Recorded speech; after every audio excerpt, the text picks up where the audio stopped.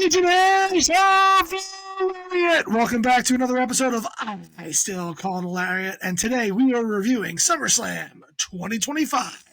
2 days, 1 episode. I am Michael Wright. That is Steven Zapf. You're somebody special because you're here with us today. If you haven't heard that today, you're welcome. Steven, how we doing? Ungood. I am Ungood. I am left wanting after SummerSlam. This was not. It had its highs and lows. I know this was not what I was wanting from SummerSlam. Again, worst kept secret in wrestling. Steve Zapf loves SummerSlam, just not SummerSlam 2025. This was not it. Not for me, at least. It was too much. It was too much overkill. Too many stipulations, specifically night 2. I texted you while I was watching it. I was about to start the cage match, and I'm like, I'm exhausted. I said that during the preview, though, that it was very lopsided as far as like all the gimmicks were on one night, and then all the tag teams were on one night. You said, and then I don't know that this seemed very much like they just copy and pasted what they did for WrestleMania 42. It felt like night 1 felt weak up until the main event, and then they gave us a banger main event with a little bit of a twist, and then they started night 2 off hot with a women's 3-way match. Sounds real familiar. Sounds a whole lot like WrestleMania 42. And then gave us Cena versus Cody at the end. The only difference was we got a babyface John Cena, which I'll give you credit for. You said all he's got to do is say, I'm sorry. I'll give you that credit. But I can't believe I called that the day before it happened. We do things like that sometimes. But yeah, I'll voice some of my opinions as we're reviewing the matches, but I was not a big fan of what they did with some of the stuff. There's a lot of psychology issues that I have with this show. I got a couple questions for you, Steven. I'm going to start, before we get into the matches, the first one I'm going to start with is, what do you think of the face turn? What happened there? The John Cena face turn? Because it happened before the show. Yeah, it happened before the show. And so what are your thoughts? I know I called it and whatnot, not to say that I wanted it to happen, but like the question that you asked on the show was, how do you make him go face? Do you need this big heel turn from Cody, or do you need something monumental? And my response was like, no, all he has to do is say sorry. He said, see, Crow. And the fans will embrace him for that. I actually think this match was better because of it.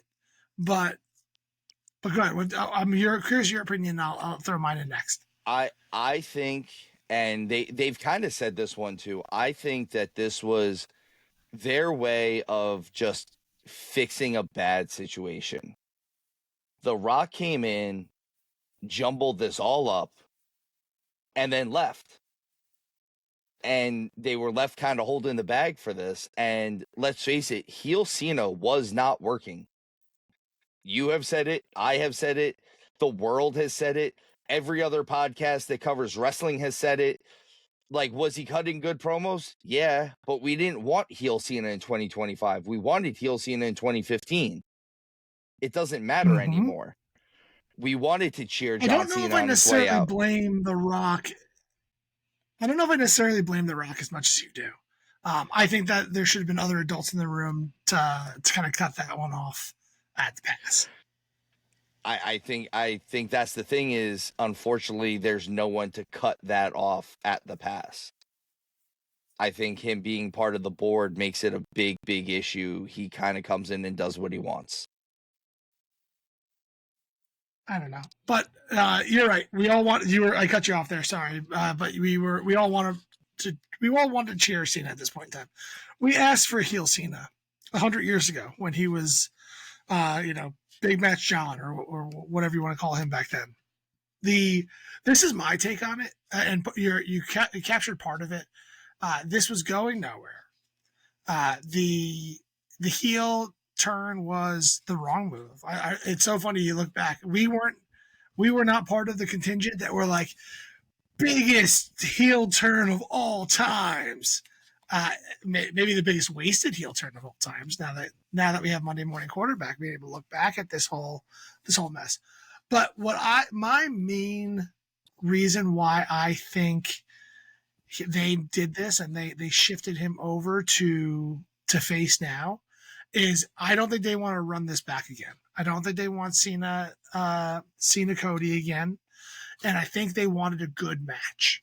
And they were not going to get a good match out of I Want to Ruin Wrestling John Cena. What they needed was babyface Cena versus babyface Cody Rhodes. And that's what you got. And I think that was the main thing. Like, oh no, we're going to ruin a second match. This is a match that needs to go down in the history books and something that people look back on favorably. And so, quick, how do we get the fans like him? They already like him. Just go out there and say, sorry, I tried to take the easy route. That's not what I did in my entire career. I'll be better. Thank you. Please forgive me. And they did. Because they're heels. Because the fans are heels. And like I said, I don't know. I think they could have done this during the match too. And had I don't know, the match in general, which we'll talk about more when we get there. It's just they got over with the fans. The fans are into the match.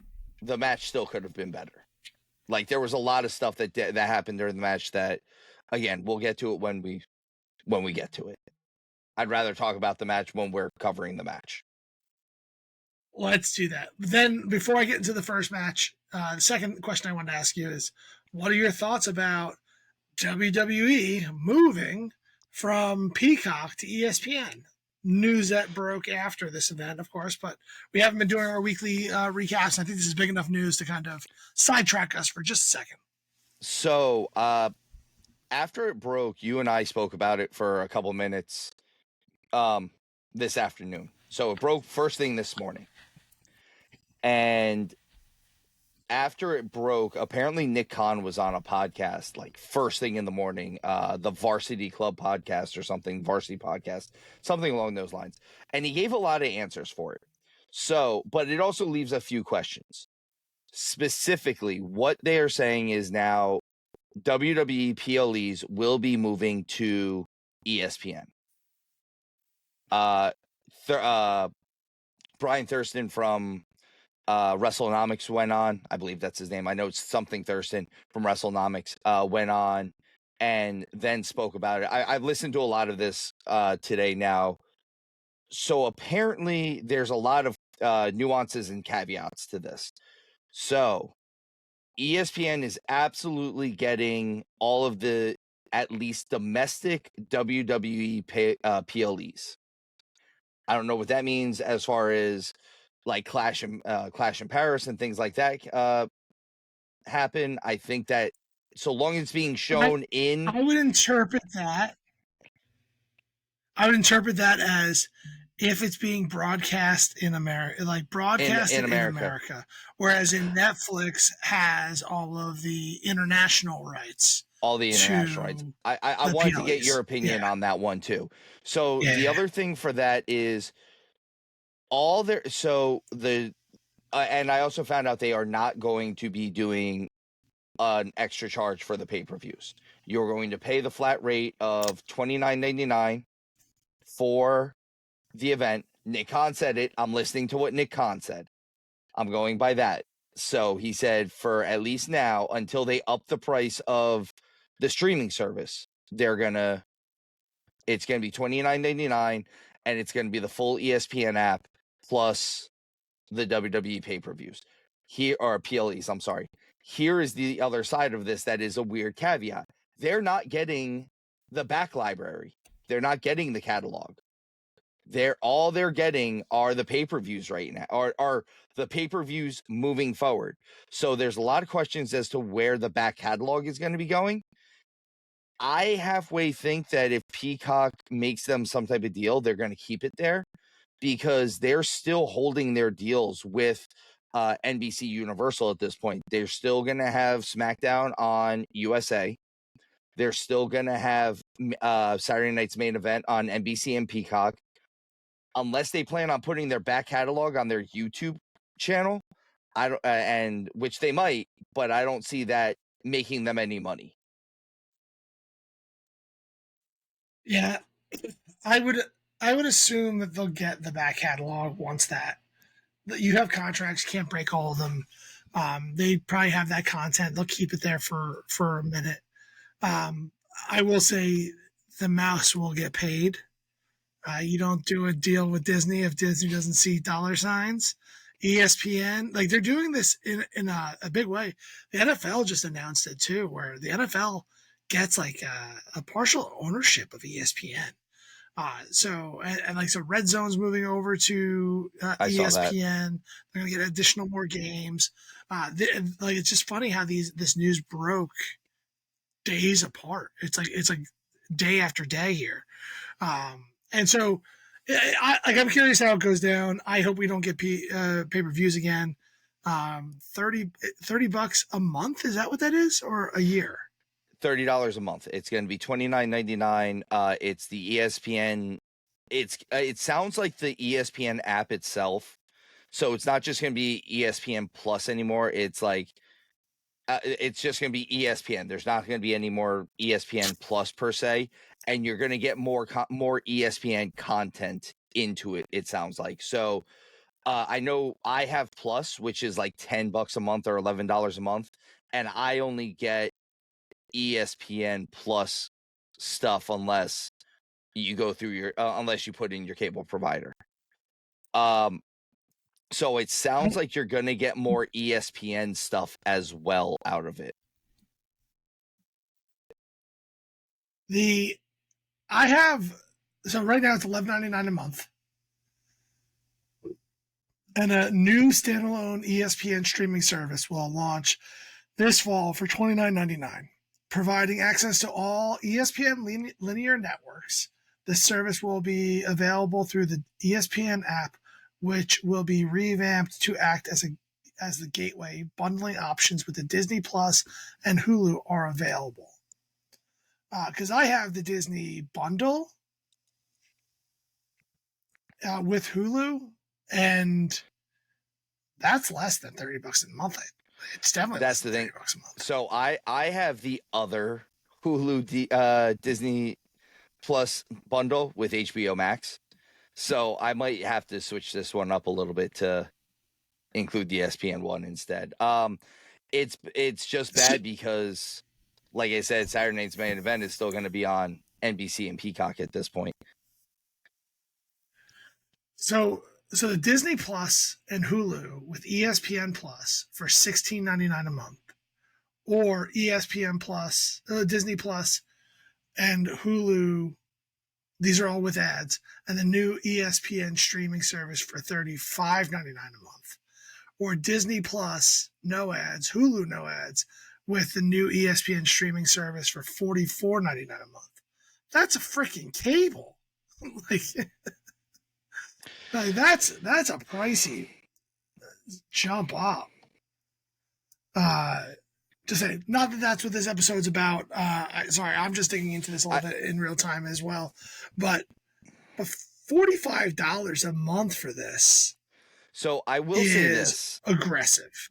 I do agree, and the jump to $29.99 is aggressive when you look at it as the jump to $29.99. The problem is when they were WWE Network, and then when they went to, even when they became Peacock, they really didn't up their price at all, ever.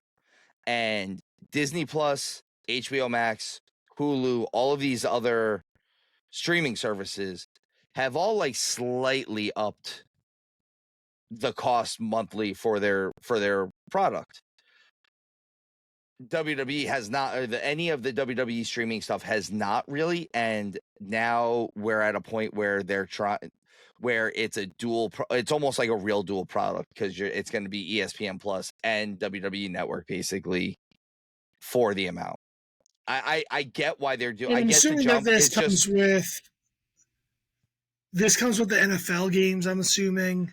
Like, there's that's going to what be more. that It's not just yeah. WWE that's going to drive No, this up.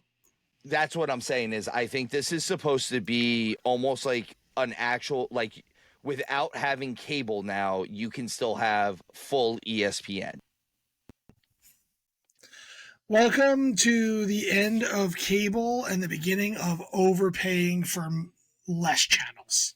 That's what's happening here. For someone in that my alter ego has worked an awful lot in this area, that's exactly what's happening. $45 a month for 3 channels, 2 of which are a ton of old content, it's wild. It's wild. That's a huge number. But let's move on. This is the SummerSlam review, not this, but we thought this was newsworthy. We wanted to bring it to you guys, break that news if you haven't heard yet. That broke this morning, so it was pretty relevant.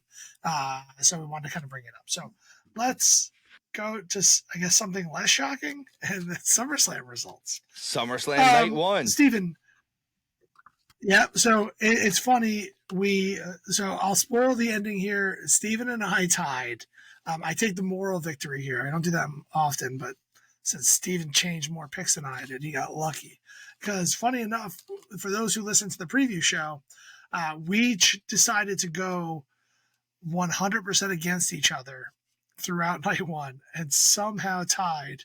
And even more surprisingly, whoever switched got it right. So we'll dive into the first match. We had Roman Reigns and Jey Uso versus the Bronze. Steve, what do you think about this match? I thought this was a good start, actually. So I know I was a little hard on SummerSlam in general. I thought that this match was good. I thought that there should have been some shenanigans in this match, though. I do like Big Bronson Reed being the tribal thief and him walking around with Roman's Jordans and them calling it the Shula Fala.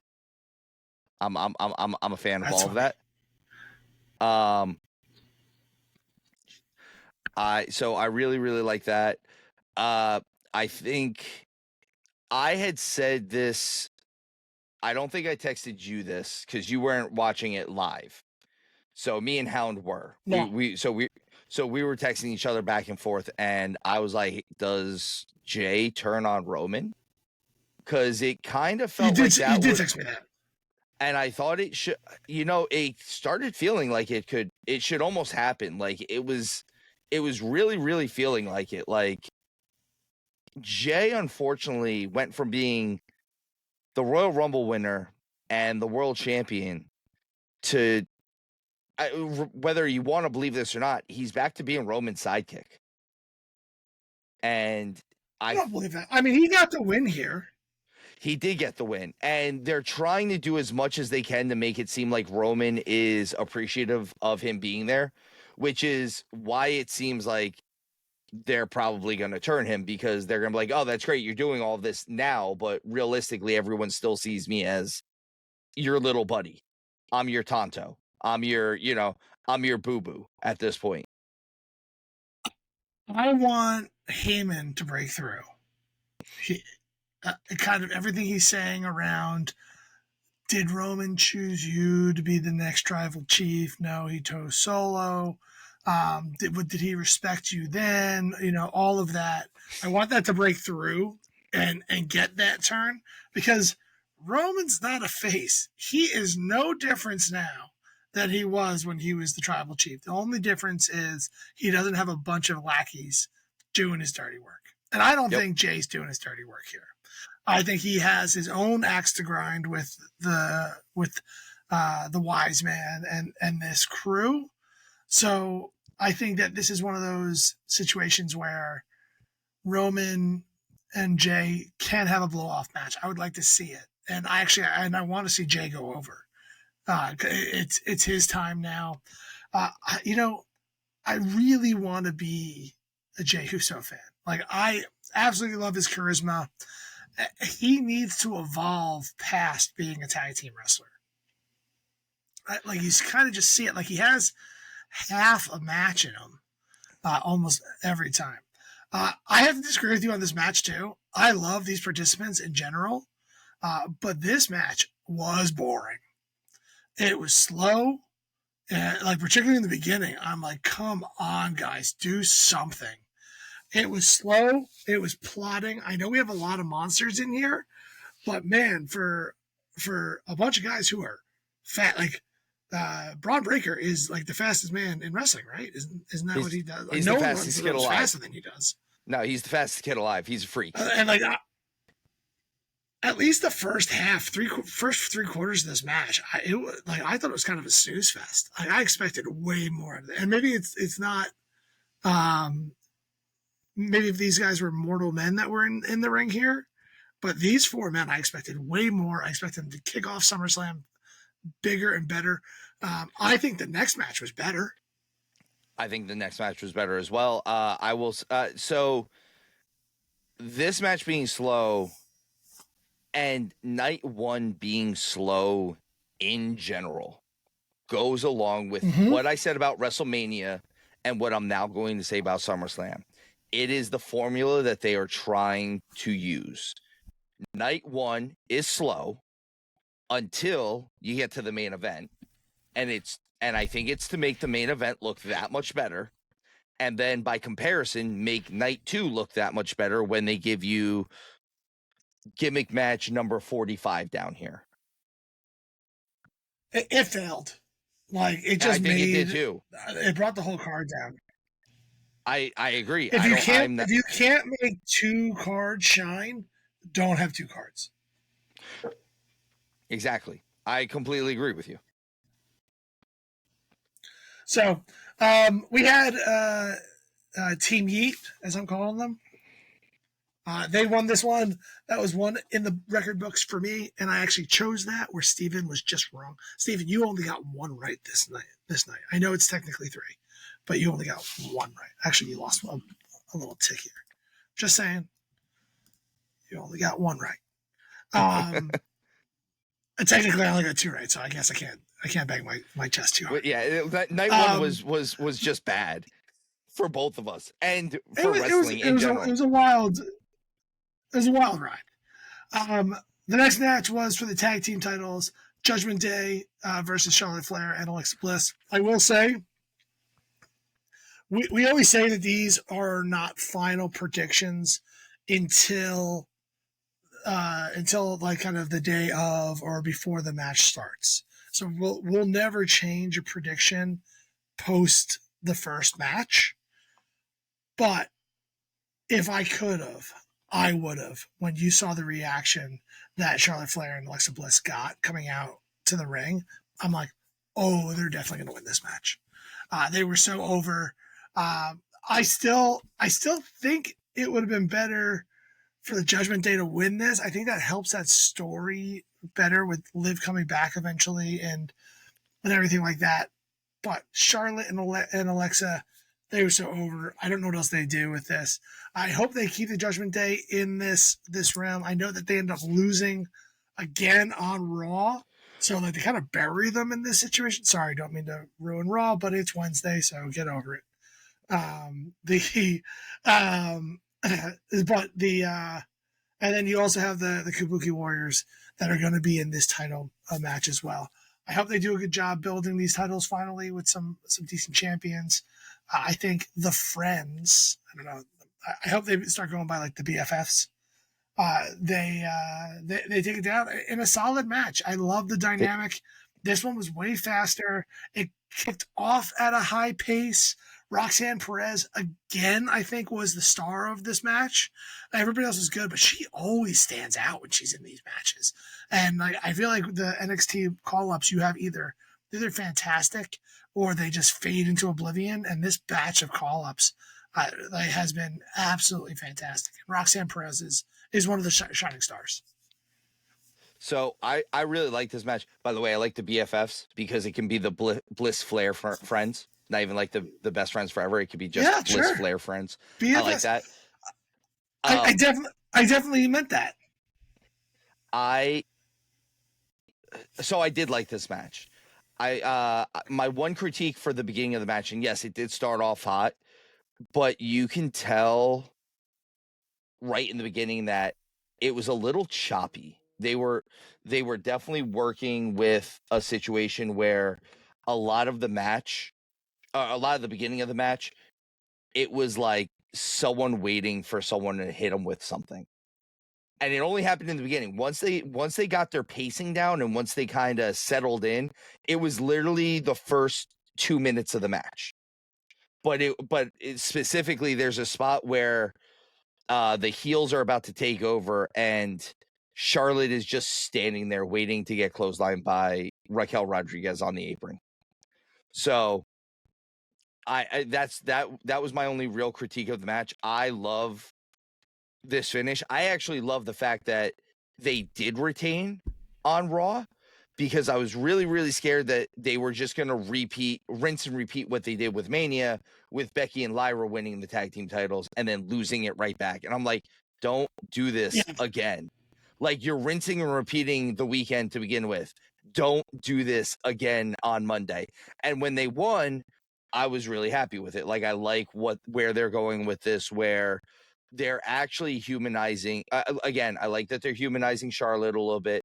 I had heard, I think it was Bubba Ray Dudley was like, have Alexa be the one that breaks the fourth wall a little bit and be like, look, at all the other people, they don't necessarily like you, but I really know you and I like you. And I was like, oh, that might actually work in that sense. I was like, okay, I like that one. But the match in general, I liked. Actually, even at the end, I was legitimately cheering for Charlotte and Bliss. Like, I like when it looked like she might hit Bliss with the boot, I was like, no, don't do it. Just be better. Just be better. And then she was, and I actually like jumped up. I was like, yeah, this is awesome. Yeah. So that was it was a nice feel good moment. Like I said, I like this match. I think this match could have been maybe on night 2. I think they could have swapped some things out, maybe put Becky and Lyra on this card and put this on night 2 instead, and it might have evened things out a little bit. I don't know. Maybe it's, like I said, I think this show in general needs to be swapped. I think something like that. I think we said something like that, or Dom needed to be on night 1 or something like that. It was something along those lines where like it just felt heavy on heavy in one way or another on both nights. But let's go. Let's go, Charlotte Flair and Alexa Bliss. Like, let's see this. Yeah, I'm excited about it. I'm with you. When I saw the big boot, I'm like, oh, here it comes. And then it was very interesting, some of the camera angles that they used, where like things just kind of popped out of nowhere. They do it a couple times throughout this show. There was another one that was real that I even called. I can't remember what it is. I'm sure I'll figure it out when we get there. But I remember being like, they had a really sharp camera angle on somebody, and I'm like, here comes so and so, because we haven't seen them in a while. And that was it. I'll figure out what that was. I can't remember exactly what it is off the top of my head, but the next match was Sami Zayn versus Karrion Kross, where I got it right because I knew what was going to happen. But I agree, they got it wrong. They got it wrong. They got this wrong, and this match was. I'm gonna vent a little bit on this one. Sorry, guys. This is we're gonna try to keep it a little tighter, but this match was not good, and like not because of any reason. I feel like Karrion Kross has not wrestled his match in months, the Karrion Kross that we used to see in NXT has not emerged in a very long time. I haven't seen, aside from the Saito Doomsday Suplex, I haven't seen anything else of the stuff that he normally does. And this match seemed slow for two guys who are not slow. And when Sammy won this match, the fans were flat. They were not into it. They did not want to see him win. And I'm going to point this out now. 3 for 3 matches, baby faces win in a row. 3 for 3. By the way, you actually go 4 for 4 originally in the first 4. But 3 for 3 babyface wins, and there's no flip-flopping whatsoever. You go 5-1 for the night. Yeah. But babyfaces all win. Almost all the baby faces are winners in this one, and it ends up being a telegraph of what's happening later on in the night. Kross should have won this. Sammy, I don't know. It just, nothing about this match seemed great for me. I wasn't a fan. Like you said, they got this wrong. I made the wrong pick for who was winning, but they got this wrong. And they're still talking about that at the end of the week, his contract is up. So I don't know what they're doing with this. I want to believe that there's no way that they're going to let him go, but who knows? How cleanly Sammy did this, won this match, I don't think Karrion staying. I don't think they came anywhere close to an agreement. I don't know where he's going to go. I don't want to see him go back to AEW. He's never been to AEW. I don't know if he fits in TNA. Oh, he hasn't been there. I thought he had. No, he's been to TNA. He's been to NXT, and he was in like MLW and Lucha Underground. He's never been to AEW though. Well, I don't want to see him go to AEW because they're just going to turn him into Malachi Black. like they may just bring back the House of Black and he'll just be the front man of it. I don't like TNA might be a good spot for him. I think he fits perfectly here in WWE, and they're just missing the boat with him. They're missing it. The fans want him. Like, I don't know. Nothing says getting it wrong like going 5-1 on the babyface wins when your fans are heels. And when during the press conference on night 2, they're chanting, "We want Kross." And Triple H says, "Yeah, we gave him to you. Brock's here." Hey, spoilers. We're not there yet. It's Wednesday. Right. It's Wednesday. But we're in the middle of the show. It's this show. It's Wednesday. I already am mad about this show. You're Wednesday. That's fair. All right, moving on. Tiffany Stratton retains her title because I knew that was going to happen the whole time.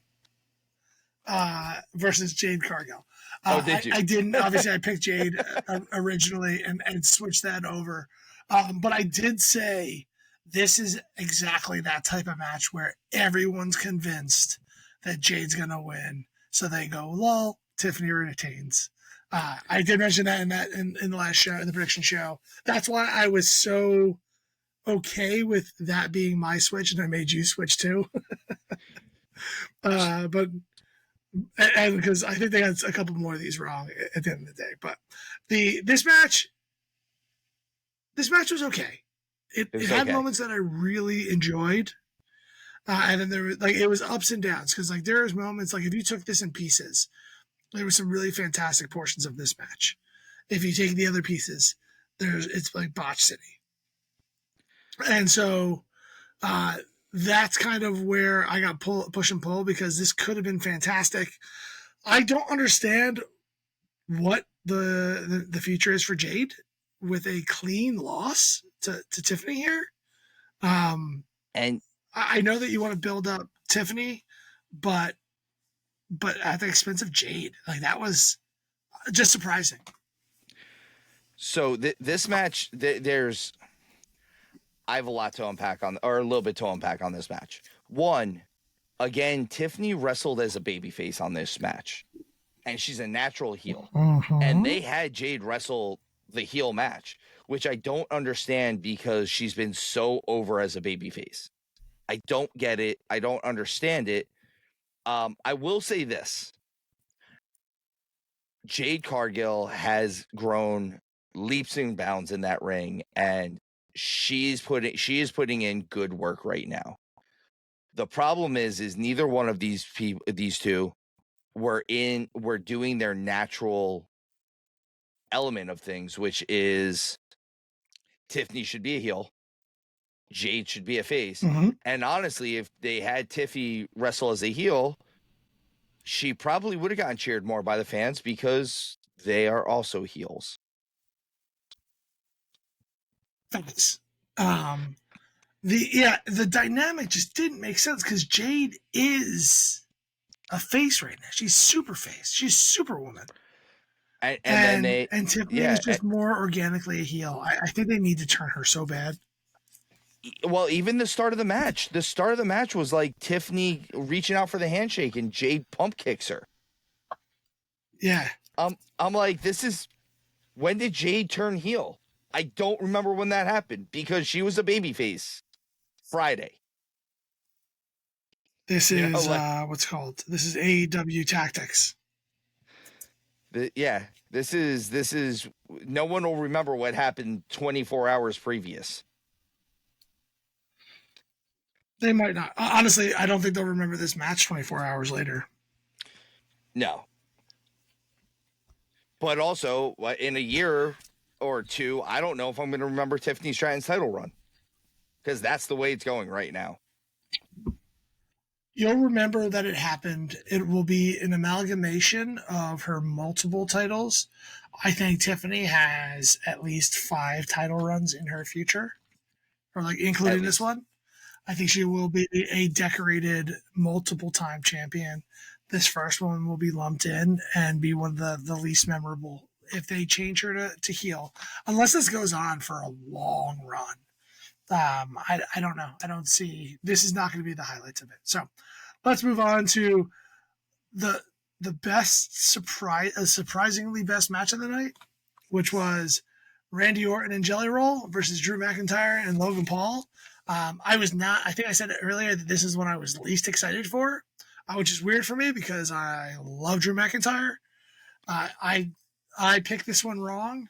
I still think WWE probably got this one wrong of all of them as well because this is just a feel-good match.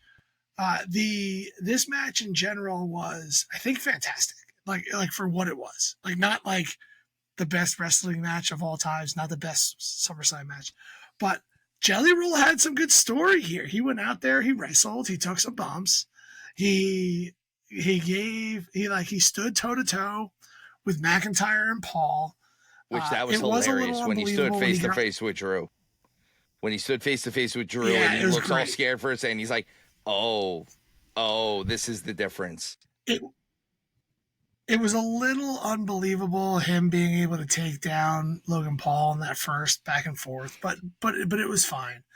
I will say, I mean, if you take away the 6-man TLC, the bump of SummerSlam came with Jelly Roll on the outside on the table and Logan Paul with that huge frog splash. And I gotta say, Logan Paul hit that frog splash perfectly. He was in the exact spot he's supposed to be. When you see things like Roman Reigns almost overshooting the bronze earlier in the night and a couple of the things that we'll talk about later, you couldn't have slow motion placed Logan Paul better on Jelly Roll when that hit. And man, was that a devastating blow.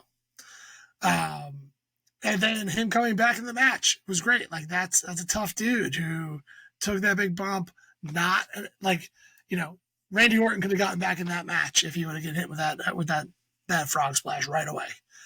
Being dragged out by the medical staff, the officials, and then going back because he's just full of piss and vinegar or whatever you want to say. that was a good moment for Jelly Roll. It made me enjoy it more, even though they end up losing. Whatever. I do like the RKO out of nowhere because that was funny because it always is. But all in all, this was a highly entertaining match and might have been the most entertained I was all night. I very much like this match. This match was, like you said, it was entertaining. It was what it was supposed to be. It was a celebrity match on a major PLE. So it was entertaining. Yeah. Jelly Roll definitely put in good work for this. I think that this was the match that was meant to suck the air out of the room a little bit so that the main event could happen the way that it did. Which also Problem is the 4 matches before it. Well, that's why the 4 matches went the way they did, is 4 for 4 baby faces, and then you have the baby faces lose in the celebrity match that you expect the celebrity to win, and then we go into the main event. And we do all the shenanigans. Mm-hmm. Anything else on this one? No, this was one of the ones that we switched and you made note of. I was going to choose Drew and Logan originally, and then you convinced me, and then I switched back because of our terms of our agreement. So it doesn't count. You didn't choose it. Just saying. You chose the other way. You listened to me. So it's God's water.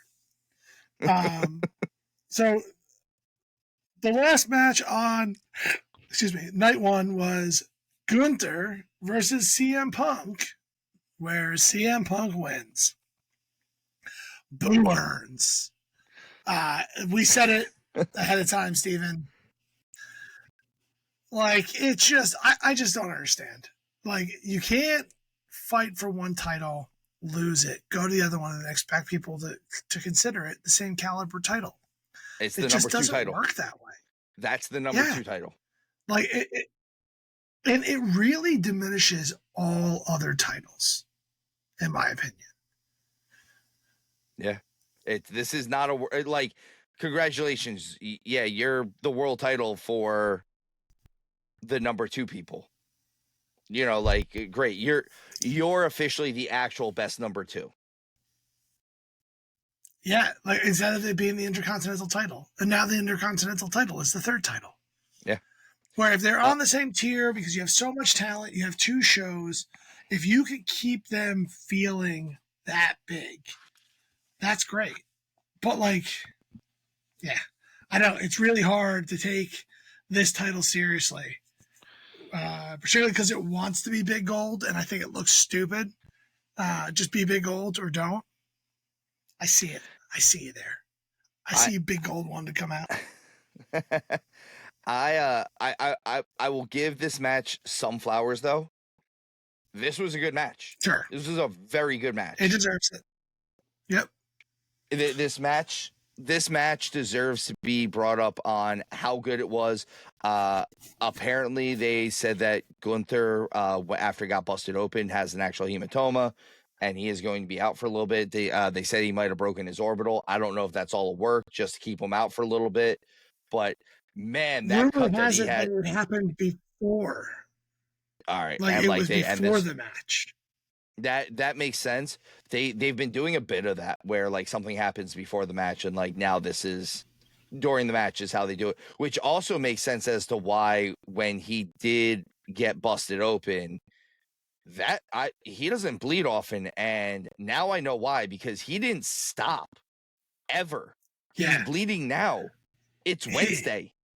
That was entertaining. The whole, like, you made me bleed my own blood. Nobody makes me bleed my own blood. Him being so shocked that happened, and his hubris of he had Punk beat. So like, I get how they were trying to keep him strong, but he got 2 go to sleeps and he went to sleep. So like, that's where you lose me, because I feel like you want to build Gunther. It made so much more sense for Gunther to win this match. And I get the aftermath on why you wanted to do it that way as well, but I don't know. This just lost it for me. I would have rather the cash in happen during the match rather than afterwards. I would have rather it happened that way too. I have so many. I have a lot of issue with this cash in. A lot of issue with this cash in.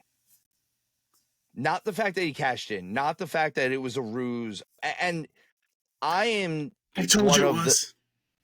Well, I am also one of the people who I will buy into this theory. I think he did tweak his knee. I think he did something in the match. He got scared. They ran their test, realized there was nothing really there. He just tweaked it. And because he's had such other knee problems, he got a little nervous about it. With that said, they made a situation that was, a little scary into something great until he does the cash in. And here's where my psychology issues come in. Showtime, how long is that entrance ramp? It's a long entrance ramp, right? How long was the reveal of his? Yeah. How long was his reveal that he was okay and Heyman's just standing there with the briefcase? Pretty damn long. Punk is not a good guy. Okay. He's not a babyface. He has said those words. Why doesn't he just leave? I got nothing for you. Because why doesn't he leave? Because he just got his ass kicked by Gunther. Walk through the crowd. He's done it before. He beat John Cena for the title and left through the crowd. Like, leave through the crowd. And someone made the argument to me when I said this was, well, he's a fighting babyface from Chicago. I was like, but he's not a babyface. He has said he's not a babyface. And even if you are, he's not. And even if you are going to be a babyface, the babyface thing to do in this scenario is to outsmart the smart heel. How do you outsmart him? Well, while he's sitting there showboating, you leave. This goes along with the idea that I don't like it when they play your theme song for run-ins. It's stupid. Why? Like, someone just has your theme song queued up to go save somebody, or Penta, who takes forever to get to the ring while someone is getting killed. That's different. No, I don't think I agree with you here, Steven. I know you had teased that you had so many things wrong with this. I think that this cash-in was done really well. I saw it coming. I was convinced that he wasn't hurt. I said it as much on the prediction show. I gave myself an extra point just because of it. I didn't do that.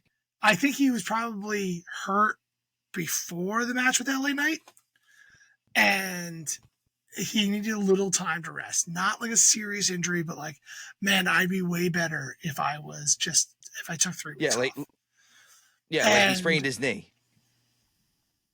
Yeah, like it wasn't even that. Like, he's had knee injuries. It's sore. I need a couple of days off. This keeps my story alive, but I can kind of just rest and be healthy. The cash-in, like, think about that match. For 3/4 of that match, Gunther was absolutely decimating CM Punk. He was exhausted. He had that wave of emotion come over him from winning the title, and then the utter surprise that Seth Rollins was there, the disbelief. He just had no reaction left in him to go bail and powder into the crowd. I don't buy that. I don't buy this was bad. I think here's the thing, especially since Seth is part of the group that he is. I think they should have at least had some type of. They should have had some type of shot of when the music hits, the Bronze are standing outside the ring or something like that. Like, all of a sudden they come from outside the crowd. Like, that's a good enough reason for me to believe that he's not going to bail. But, and also they when I say they telegraph this, so when Charlotte and Bliss win the tag titles, they hit the pyros. When Tiffany retains the title, they hit the pyros. Punk is standing there for a while with no pyros, and you're like, they're going to cash in. The cash in's coming now. Like they're not showing the credits, and the pyros aren't hitting. So I didn't notice the pyros. I think that's a deep cut. You do have the trained eye, sir. I never noticed that. You know what's funny is I'm not even the one who noticed it. It was someone sitting at my bar said, "Oh, there's still no pyros yet. We're getting a cash in." I went, "My God, you're right." So, my God. But agree to disagree on this front. I thought the cash-in was done fantastically. My critique is, I just wish it was during the match itself.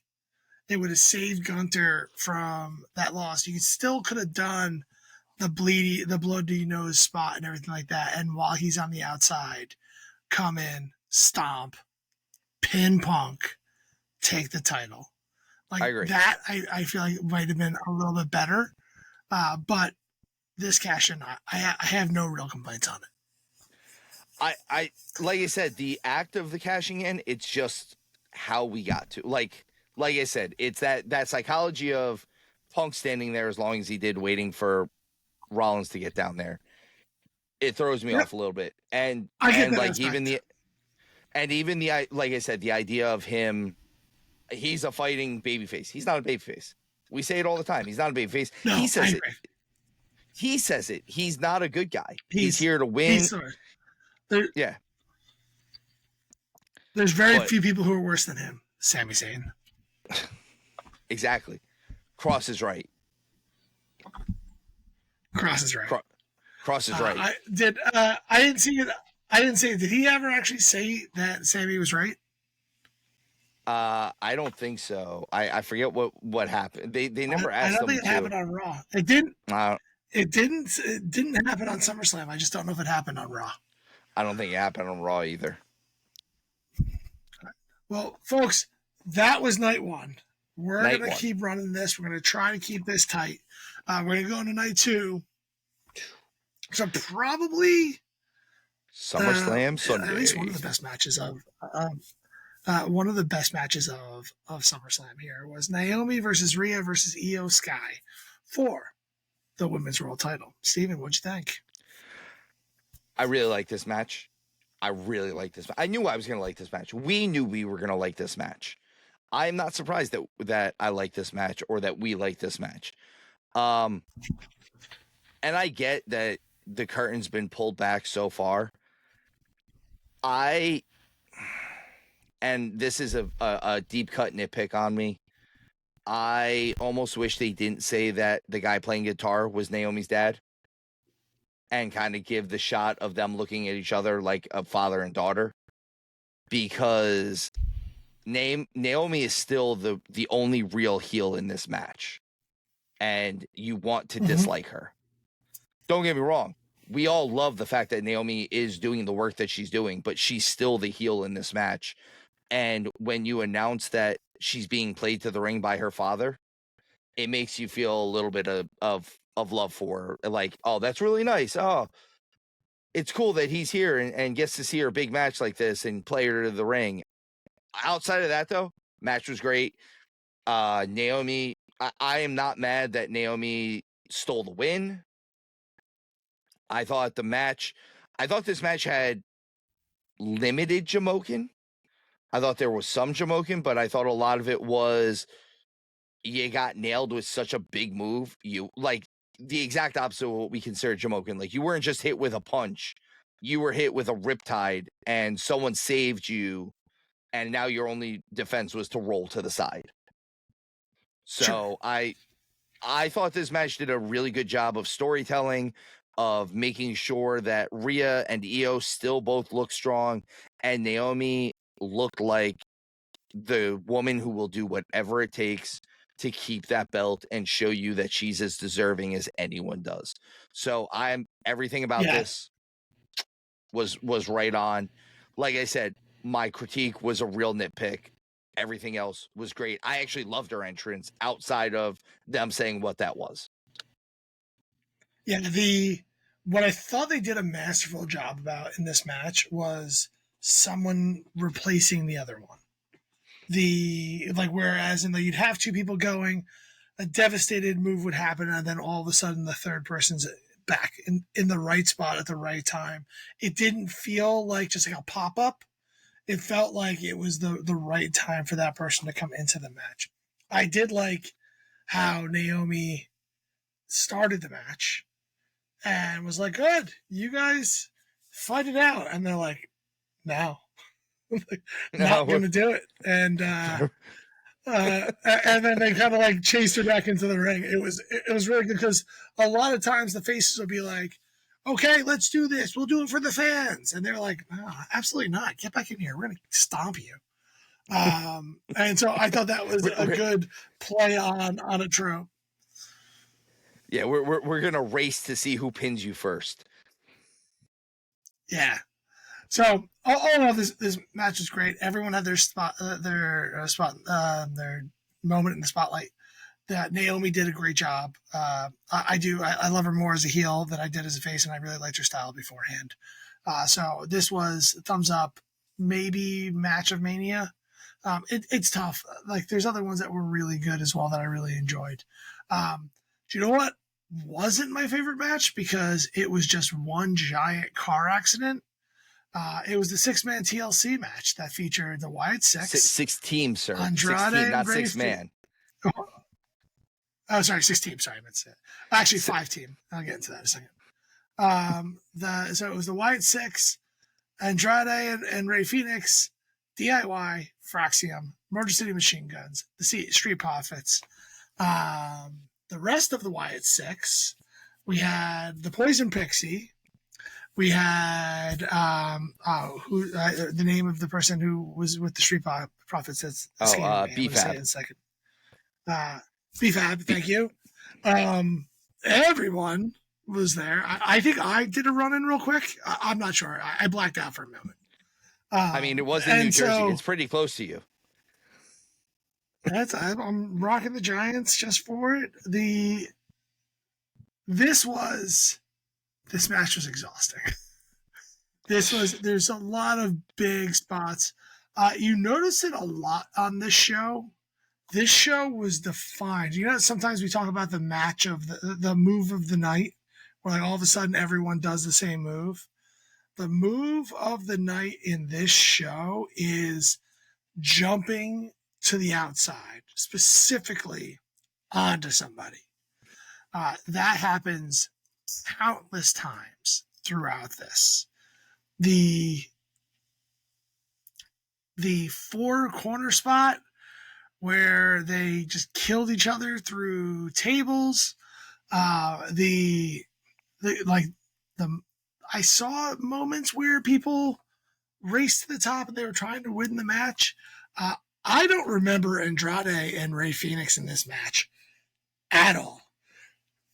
I remember one move from them at the very end where Andrade does his normal like flipping pile driver kind of thing on the ladder that's set up. But outside that, like, there was a moment in time while I was watching this match, watching all the teams come in and out, and I'm like, where the hell is Andrade and Ray Phoenix? Like, aren't they here? This match did remind me that I really like the DIY Motor City Machine Gun feud. Like, I love those two teams going up against each other. But all in all, this match was exhausting. So exhausting. So what we had the Candice LeRae bump through the ladder that snapped, which that was rough. I was like, that good was God, rough. That was rough. And here's the thing: is that was rough, and Candice LeRae is known to take bumps like that. You want to know what was more rough for me? Watching BFAB take the bump off that ladder, because that was ugly. I've said this before, and I'm going to say this again. The experiment known as BFAB being a wrestler is failed. Let us not keep going down this road. Release BFAB, keep carrying Cross. I'm just saying. I saw a funny tweet about Candice LeRae and Johnny Gargano. I don't know if you saw it, but I thought it was hysterical and worth bringing up here.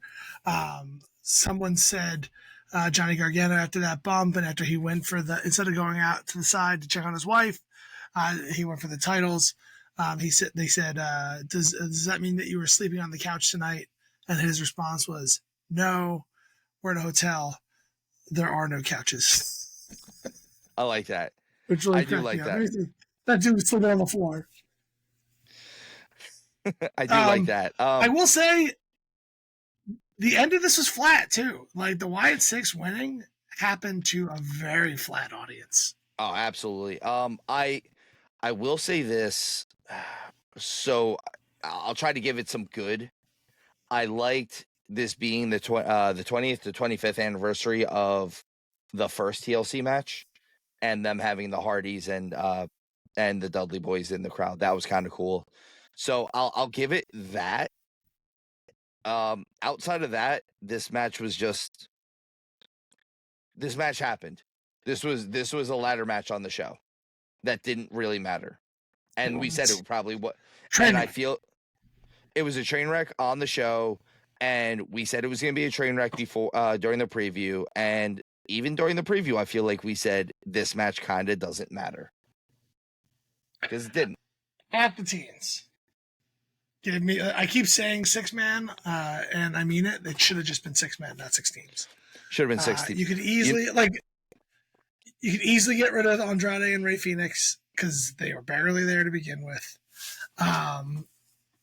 You could have figured out of the rest of them who fits in with the Wyatt Six. Obviously, the Wyatt Six have to be there. Give me 2 more teams.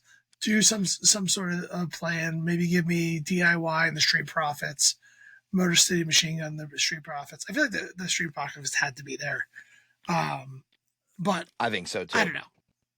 That's the thing. And DIY, Fraxium, and Motor City Machine Guns are all kind of, I don't want to say interchangeable, but they're kind of interchangeable at this point.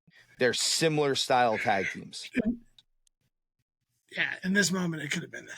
So, not to be too big of a Debbie Downer on that, we chose that one right. This night, we got all of them but one right. It's funny because you technically only got one right night one, and you got one wrong night two. It's crazy how that works.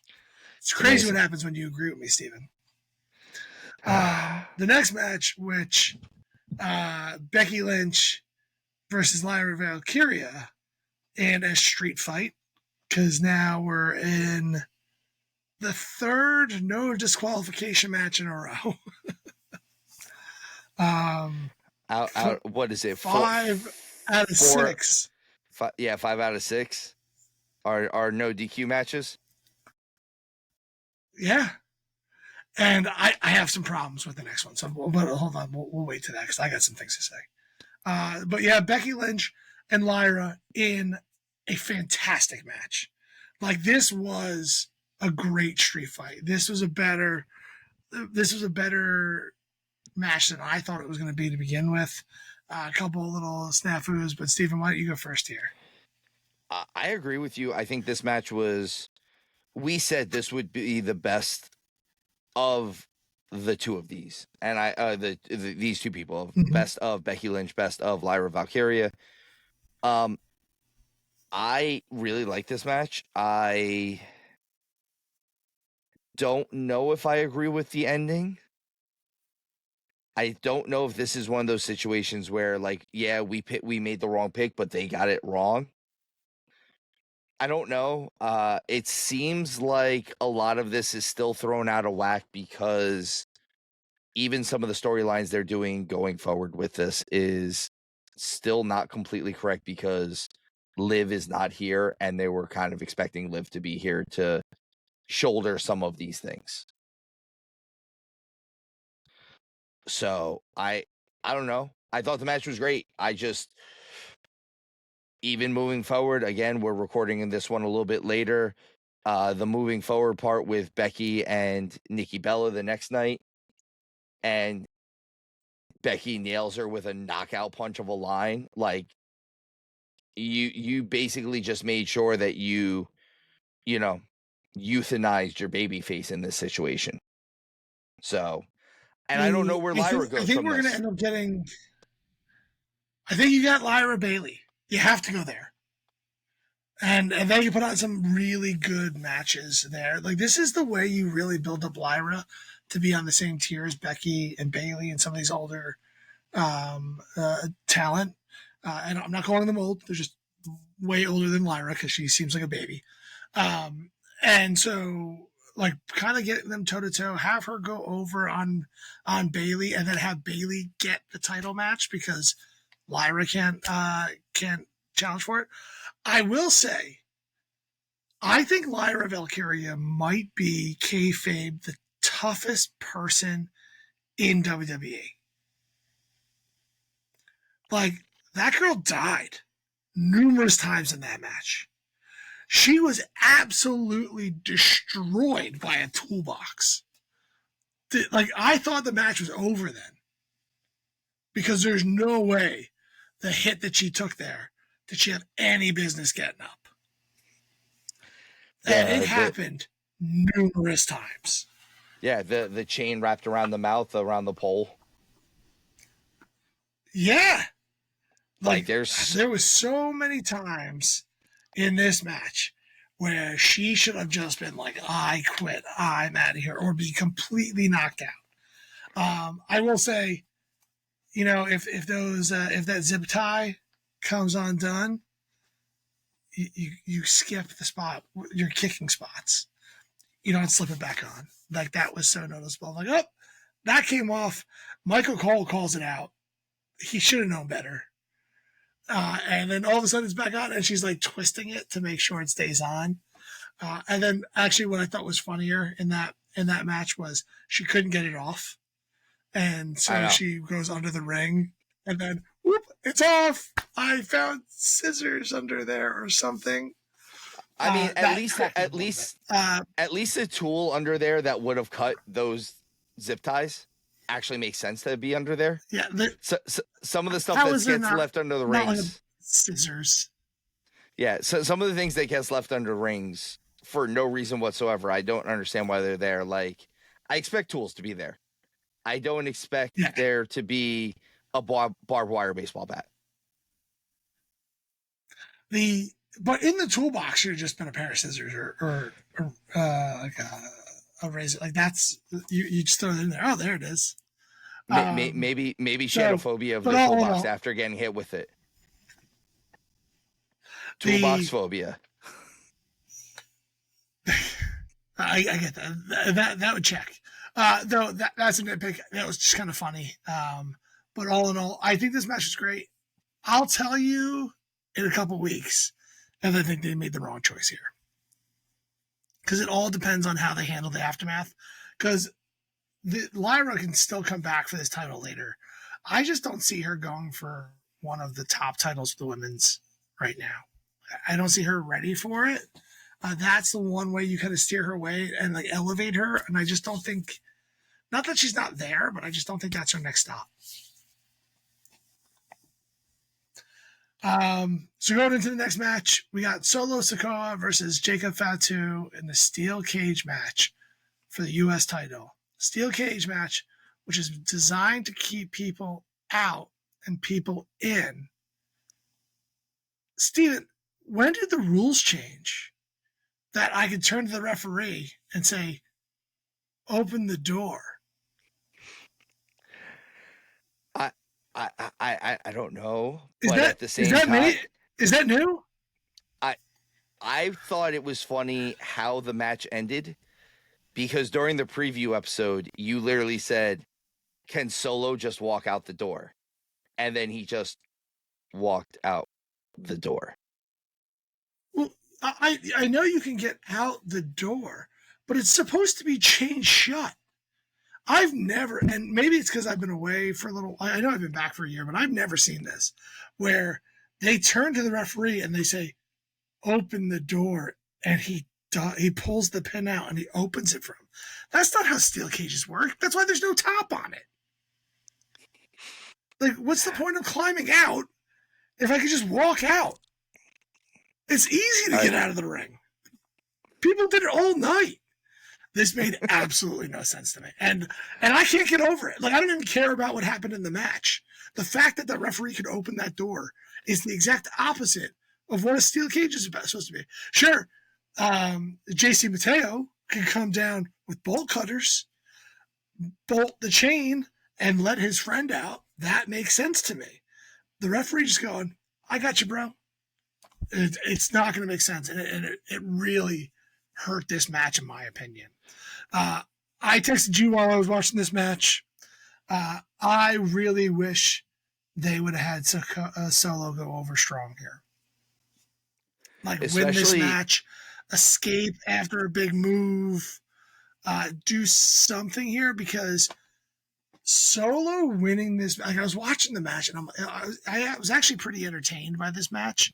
The beginning of it was a little slow start, just throw each other into the walls or whatever, but they really started getting to it.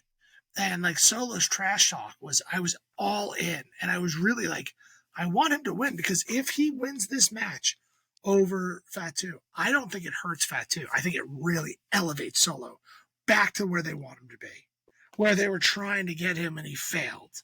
He couldn't do it by losing to Cody. Like, essentially, like, he stepped into Roman's shoes and had to fight an unstoppable force at that moment in time. And it really took all the heat out of him. Him beating Jacob in this match strongly, I think, really does so much for Solo, rather than just making him a weasel. And, like, he's too big and too devastating to be a weasel. But I did love the moonsault off the top of the cage. Like, that was dope. I thought the match was good. Outside of the ending, obviously, but I don't want to send you back on that rant. I agree with you. I think it would have done the more ending for was Solo. Fine. Because JC Mateo opened the cage door then. That was fine. I also go along with the idea that the door should be chained or something, especially since the cage is elevated. Like, they have to lower it onto the ring. So, like, there really doesn't need to be a door. Like, that's kind of the point of lowering the structure onto the ring. It's not like the good old days where they used to have to actually put the cages up and you had somebody, like, making sure it was locked in each location. There's always been a door. I get that, but I've never once seen it not padlocked. Like, and I've never, ever in like 40 years of watching wrestling. And please, comment below if you remember recently of the refs just being allowed to open the door. But that's not what a cage match is supposed to be. And like, and if you have an instance of it and you write it below, they were wrong too. Ugh, gross. What are we doing? I lost my mind. I almost turned it off. The only reason I didn't turn it off was because Dominik Mysterio was next. Knew it. Yeah, next match. And I was pumped for this one. Dominik Mysterio versus AJ Styles. I felt bad for them because, like me, the fans were exhausted. And they wanted to cheer for this match, but they were on the struggle bus. They were trying to get on. We talked about this earlier. I know that this is the anniversary of Dominik Mysterio ladder match, but really, they leaned a little too heavily into Dom is Ray and AJ is Eddie. Oh my goodness, Eddie. Thank you. Sorry, lose my mind today. I'm still upset about opening the door. Like, you don't open the door as a referee in a cage match. You're so angry. And like, it's just gnawing at my brain. It doesn't make any sense. But in all honesty, I think that it should have been swapped. Like, shouldn't Dominik be Eddie in this scenario? And like, I would have loved to have seen AJ wrestle with a mask on the whole time. Yes, especially with Dominik doing the Eddie finish. Like, he does the Eddie finish with the boot and everything. Like, that's the Eddie finish. Yeah. So, don't get me wrong. I like AJ Styles' gear in this. I like them coming out in the lowrider. I like that it looks that AJ's kid somehow looks like Dominik, even though, when Dominik was 5. I like that this is the 20-year anniversary because Dominik Mysterio is a 20-year veteran.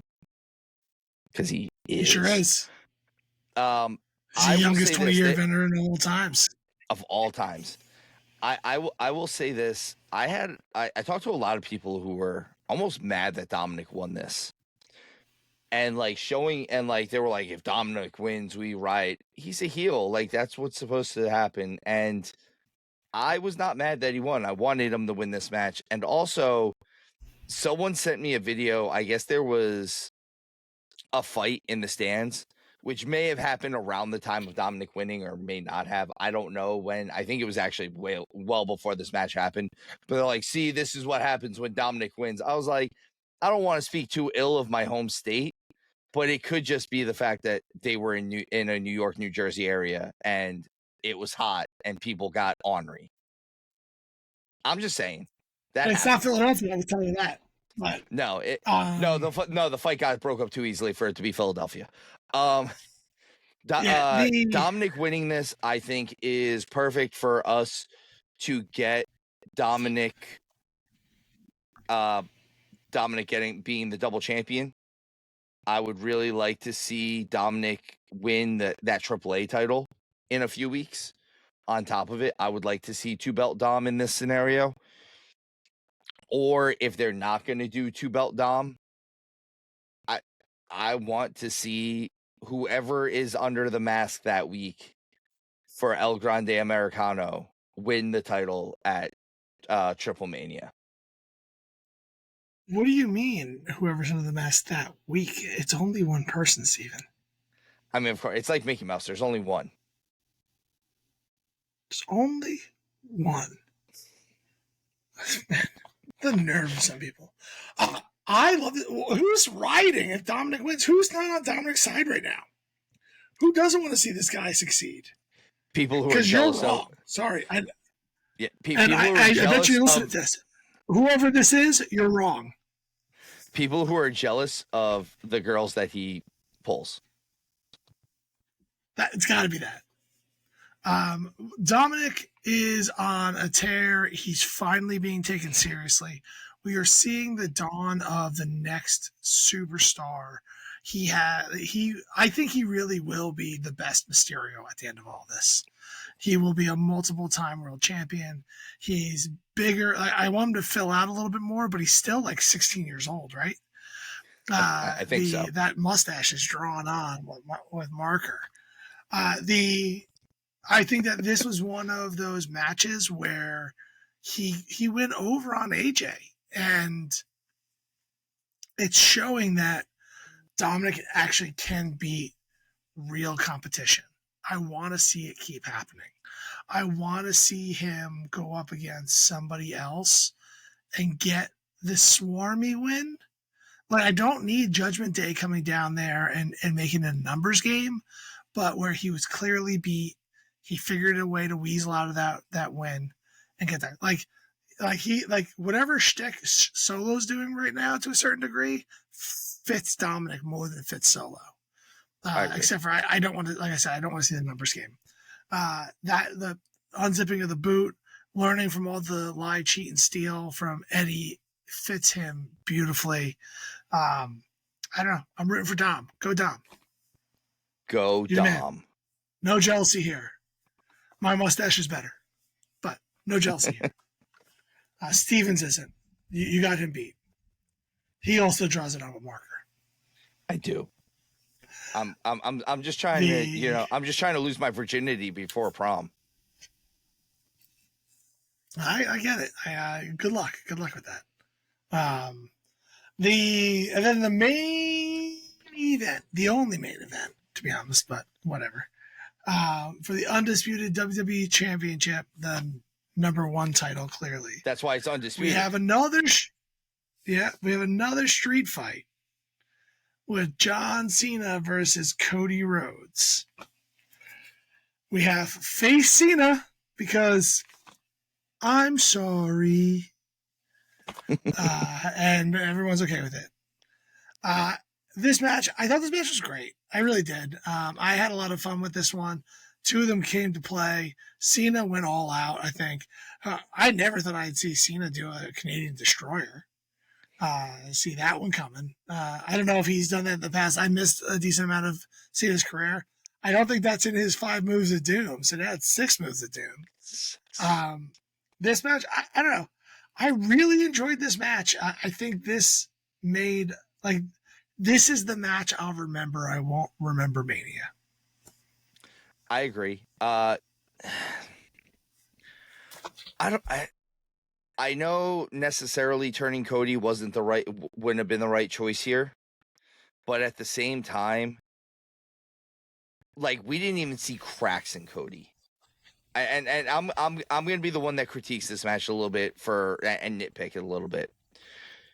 We didn't even see any cracks in, like, Cody not being a babyface anymore. Like, it was like, okay, I'm still gonna be the true blue babyface that I'm not really. The one thing that I do have an issue with that Cena did when he threw the title down, I understand that him winning by hitting somebody with the title up against the head has been kind of his MO, so it was symbolic. But also, you have thrown each other through tables at this point. You threw each other down the rampway. You've AA each other off the top, and you've hit each other with chairs and varying other objects. How is the title where we draw the line here? I don't understand that one. Outside, it's the symbolism. It's all it was symbolism. And like, I get it. It's just that it's just silly. I will say Cena holding Cody coming up to Cody Vader was kind of cool. That was fun. But, like, I also laughed at that at the same time. Like, what happened after they went under there that Cody was out cold that we missed? Yeah. So much happened. So much happened under there. I don't know. I thought the match was fun. I thought that it drew the right emotion that we needed to out of it. I thought the fans were into it. I think this match, this street fight, was a little bit more. I enjoyed it more with my ears than I did with my eyes, if that makes sense. And my one joke that I've made that I don't even think I made to you, I made it to some of my other wrestling friends. How is it that the son of the guy that invented the bunkhouse brawl came to a street fight not wearing street clothes? That was just, and again, it's just funny to me. Like, Dusty would have come down in jeans. Dusty would have come down ready for, like, jeans. He would have had the knee pads over the jeans, the cowboy boots on, the hands completely taped up and ready to brawl. Yeah, like, he needs to look like Dustin Rhodes, not like Cody Rhodes. Yeah, you know what? I didn't notice that. The same thing with the Lyra Becky match. That should have been street clothes. It was a street fight. Call it a street fight. Wear street clothes. Or like you said, have it happen in the street. Or get to the street. Never gonna happen. They don't allow it. Never gonna happen. And so that was day 2. There's nothing else to talk about, right? Oh, wait. So I guess there is. There is. What? So the Beast returns. Brock Lesnar comes down. He and Cena, after Cena does a lovely sign off with Cody, hangs around. Cody leaves him in the ring by himself. Out comes Brock Lesnar. Steven, what do you think about this return? I think we're now at the point where, for the amount of dates that John has left, we are going to play the rest of John Cena's greatest hits. I think I'm going to try to say this the nice way. I think this is a John choice. I think this is John wanting to work with the guys that he had the best chemistry with at this point.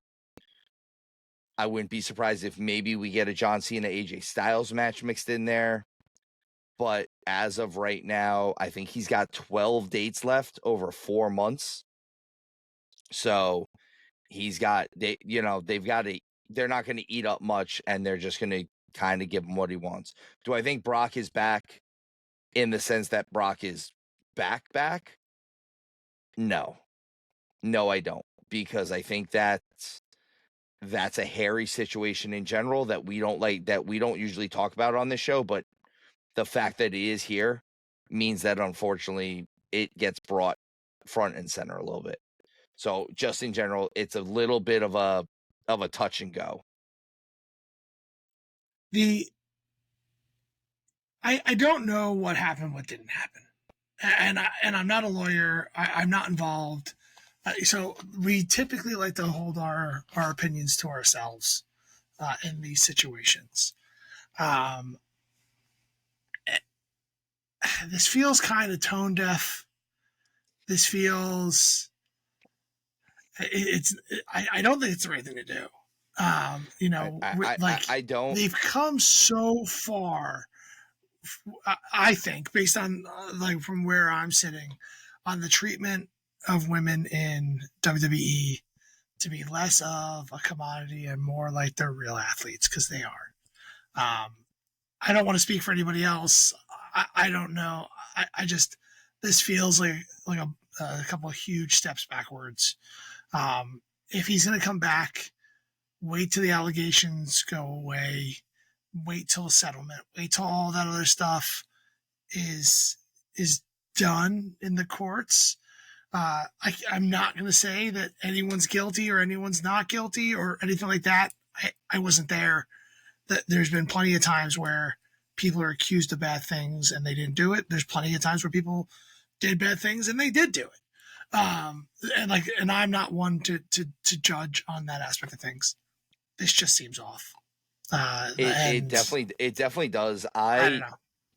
I don't know. I wanted to see what your reaction was. I know a lot of times you and I steer clear. We want to do the show for fun. We want to talk about wrestling. This is something that we've loved. This is something that we have loved our entire lives.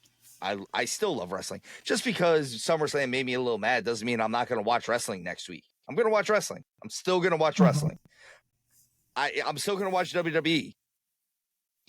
The end of this just made it, like you said, it seemed a little tone deaf. It felt a little bit like we don't really care what is going on outside of the world, even though everyone knows what is going on. And also, I get it. Maybe he is cleared out of the situation. He's still named in the situation. Like, until you're fully cleared, they made legal comments afterwards, or whatever you want to call it. Like, they made comments about this return. Like, her legal team said that this is not going to make you look good at the end of the day. So maybe that's a flex. I don't know, and I don't want to get into that. I don't want to look like I'm particularly tone deaf or anything like that. I think that everyone should be treated with the respect they deserve. I will say this. And this feels like it's a couple steps back. So, Showtime, I know we don't ever want to go down we don't usually go down this road, but we're here now. I'm going to ask you this. WWE is now in bed with Disney. Obviously, this past weekend, they were not yet. But Disney doesn't usually deal with this stuff. Like, they don't try to do stuff that makes them look bad either. So Disney will do whatever they think makes them the most money. But if this is something that looks bad that might cost them money, that might be one of those situations. If it was going to have an effect on that contract, it would never have been announced. We would have never known it was a thing. That I would. Yeah. That's why I wanted to get your thought on that one. You deal in the corporate world a bit more than I do, just a bit. Yeah, I could be wrong, but there's no way that they that they let that announcement happen if they had a big problem with it. And maybe they let Brock in because they know things. Excuse me. They know things that we don't, and Brock is completely innocent. And if that's the case, then that's fine. Like, I don't want someone's name being thrown through the mud if they're innocent, but we don't know that. And these are serious allegations, and they should be taken seriously. Serious allegations. Now then, to go along with that, as I said before, during the post show, that was when the crowd was chanting for "We want Cross," and Triple H said, "Yeah, we gave him to you. We gave you Brock. No one wanted Brock. I'm sorry, we didn't. Like, no one's clamoring for him, were they?" No, I like some of the people that they've brought back. It's very much a situation of, were we like, did we really want this? Like, we weren't like really hoping for this. The fan reaction was crazy. That's the shock and awe of no one saw that coming. Like, there wasn't even a whisper that was going to happen. I feel like no one dared even speak that into existence at the time. Yeah, I think Triple H is tone deaf to a certain degree when it comes to some of his decisions. I'm not talking about this one. I'm talking about his decision to ignore that they were saying we want Cross. So he hears the crowd worse than you used to. Man, I'll tell you what, the crowds were chanting constantly during this, and I could not figure out what they were saying whatsoever, particularly when they were censored. I don't know what the New Jersey crowd was cursing out Logan Paul or something like that, but I don't know what they were saying. I can't get any of it. But sorry to end that on a downer, but I don't know. Like, we do this for fun, like Steven said. This one, I don't know. I didn't feel comfortable. I feel very awkward right now that you guys don't ever see me stammer in this way, because this is not. That's not why we do this, and we're not looking to talk about this kind of stuff. But when it's so blatantly in your face, you should say the right thing. And I don't know if I did, but I hope I did. I hope that you guys appreciate me for it, if you agree with it or not. But we love you. I'll tell you that. This was SummerSlam. It was okay. It was okay. It was like, there were some good matches in here that I'll remember fondly. I'll probably forget most of them because it was kind of slow. But hopefully next 2-night SummerSlam will be way better. It won't be in a better location, but it will. Hopefully the matches will be better. Cool. Thank you guys all for coming to be with us tonight. This was night 1 and 2 of SummerSlam.